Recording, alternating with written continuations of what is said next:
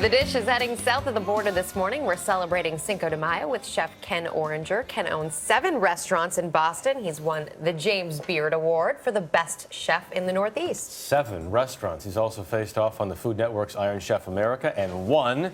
So it's time for his ultimate Cinco de Mayo feast. Ken Oringer, good morning. This looks awesome. Good morning, guys. Well, this is a feast. Yes, indeed it is. What are we looking at here? We have a lot of food in front of us. Well, I know Rebecca loves tacos. I do. So I figured we would make the ultimate taco Cinco de Mayo platter, basically. And there's 3 different So types. we have 3 different ones. Okay, so it's always nice when you entertain for Cinco de Mayo, it's always nice to be able to cover all the options. So we have a vegetarian taco, which is a fried avocado taco.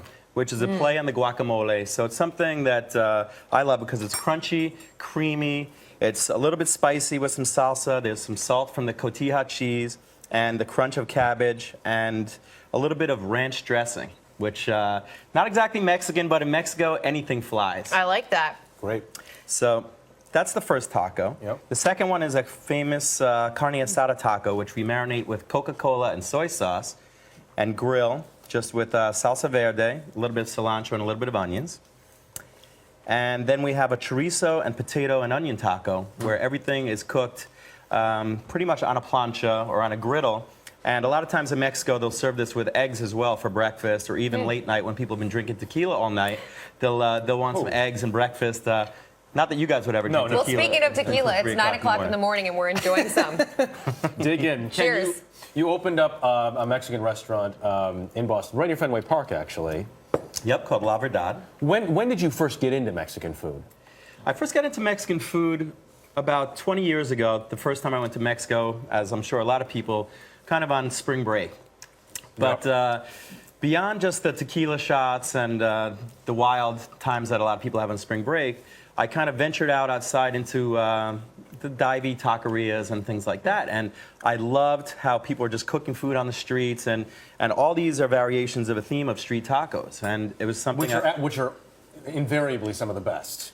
Absolutely. Absolutely. One thing about your past that really interests me, you say you knew at 8, I guess, that you wanted to do this. You wanted to be a chef, but you also went to business school.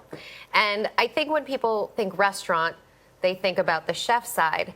Is it your experience that they think less about the business side, and might that be why you're so successful? I don't know why I'm so successful, but also great food, clearly. Obviously, cooking doesn't hurt, but I think chefs need to have a business sense because anybody can be a great cook. To be able to be a leader, to be able to motivate people, to be able to get your vision across to a team, that's what requires a lot of thought and also a lot of planning. And I think a lot of people just underestimate that because a lot of restaurants go out of business with amazing, amazing food, but they don't have the business sense and understanding the P&L and the bottom line and things like that. What else are we looking at here, by the way?